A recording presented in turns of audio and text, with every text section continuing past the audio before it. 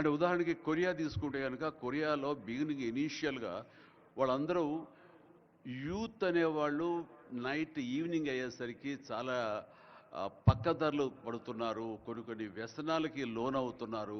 ఆ రకంగా యూత్ నిర్వీర్యమైపోతుంది. ఏం చేయాలంటాం వాళ్ళందరూ కలిపి వీళ్ళని ఎంటర్టైన్మెంట్ వైపు కనుక మనం డైవర్ట్ చేయగలిగితే, be it is music, be it is singing or films, ఇంకోటి ఇవన్నీ ఎంటర్టైన్మెంట్గా చేయగలిగితే కనుక వాళ్ళు ఆక్యుపై అయి ఉంటారు. తద్వారా వాళ్ళు ప్రోగ్రామ్స్ ఇవ్వగలుగుతుంటారు.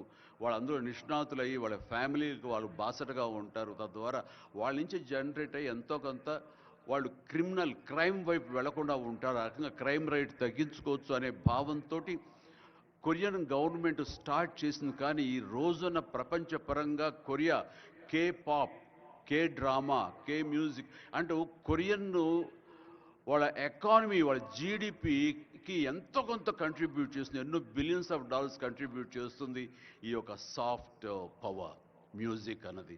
అలాగే జపాన్ కూడా ఎనిమే యానిమే అని చెప్పేసి వాళ్ళు కూడా వాళ్ళ సాఫ్ట్వేర్, వాళ్ళ ఎంటర్టైన్మెంట్ సంబంధించి ఈ ఎంటర్టైన్మెంట్ యానిమేటెడ్ ఫిలిమ్స్ కూడా ఎంతో కొంత కంట్రిబ్యూట్ చేస్తుంది. అలాగా మీరు ఈ సినిమా ఇండస్ట్రీ మీద, సినిమా పరిశ్రమ మీద ఆల్ ఇండియా లెవెల్లోనూ ఇంటర్నేషనల్ లెవెల్లోనూ ఇక్కడ కనుక వెల్కమ్ చేయగలిగి వాళ్ళకి కావాల్సిన ఇన్ఫ్రాస్ట్రక్చర్ కనుక మీరు ఇక్కడ ప్రొవైడ్ చేయగలిగితే, చేస్తానికి మీరు ప్రిపేర్ అయి ఉన్నారు, చేయగలిగితే కాదు చేస్తున్నారు.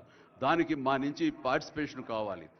ఉదాహరణకి బట్టి గారు నిన్న అన్నారు, సో మన ముఖ్యమంత్రి గారు మీ అందరికీ కూడాను ఇక్కడ ఏమి కావాలి, ఎలాంటి ఇన్ఫ్రాస్ట్రక్చర్ కావాలి, ఏ రకమైన వసతులు ఏర్పాటు చేయాలి అని చెప్పండి అన్నప్పుడు నాకు వెంటనే స్పాంటైనియస్గా తోచింది, నేను వారితో పార్టిసిపేట్ చేస్తాను. ఇక్కడ స్కిల్ డెవలప్మెంట్ కోసంగా మనం కొన్ని ఇన్స్టిట్యూషన్స్ పెట్టాలి. అది డ్రైవర్ల దగ్గర నుంచి, మేకప్ మెన్ల దగ్గర నుంచి, కాస్ట్యూమర్స్ దగ్గర నుంచి, ఒక ఎడిటింగ్ దగ్గర నుంచి, సౌండ్ సిస్టమ్ దగ్గర నుంచి, కెమెరామెన్లు, డిఓపీలు అండ్ యాక్టింగ్ సంబంధించిన స్కిల్స్ కానివ్వండి, అలాగే డైరెక్షన్ కానివ్వండి, వాట్ నాట్ ఎన్నో ఈ ఇండస్ట్రీలో ఎన్నో శాఖలు ఉన్నాయి. ఆ శాఖల్లో ఎంతోమంది ఎంతూజియాస్టిక్ కుర్రవాళ్ళు ఉన్నారు. వాళ్ళు చదువు ఒక మాదిరి చదివైనా సరే ఆ చదువు ఏం తెచ్చి పెడుతుంది అనుకుంటే కనుక ఈ రోజున గొప్ప గొప్ప డైరెక్టర్స్ ఉన్నారు. ఈ రోజున ఇంటర్నేషనల్ లెవెల్కి మన సినిమాని తీసుకొస్తున్న డైరెక్టర్ వాళ్ళందరూ డిగ్రీ కూడా చదవలేదు. సో చదువు ఇది ఇంపార్టెంట్ కాదు, మీకున్న ఇంట్రెస్ట్ ఇంపార్టెంట్.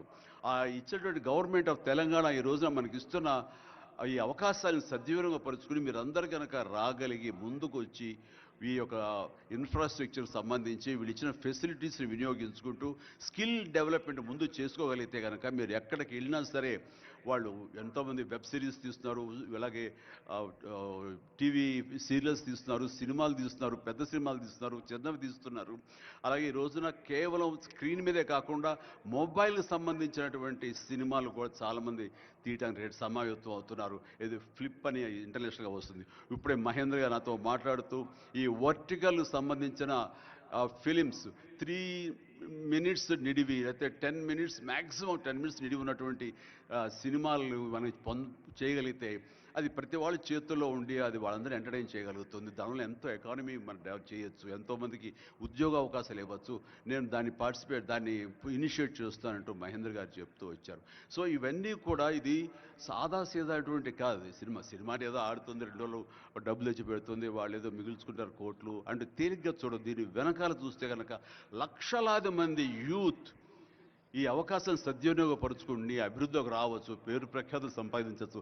తద్వారా ఇన్ రిటర్న్ మీరు కూడా ఈ కంట్రీకి, మన తెలంగాణకి మీరు ఎంతో కొంత ఎకనామికల్గా మన గ్రోత్ అవడానికి ఆర్థికంగా కూడా మీ సపోర్టు లభిస్తుంది. Is mutually reciprocal. కాబట్టి ఈ రోజున ఇక్కడ స్టూడియోకి స్థలాలు ఇస్తామంటున్నారు. స్కిల్ డెవలప్మెంట్కి కావాల్సిన క్లాసెస్ కావాల్సిన ఫ్యాకల్టీస్ కనుక అధ్యాపకులు మనం తెచ్చుకుంటే వాళ్ళ ద్వారా ఎంతోమంది ట్రైనింగ్ ఇచ్చిన వాళ్ళం అవుతాము.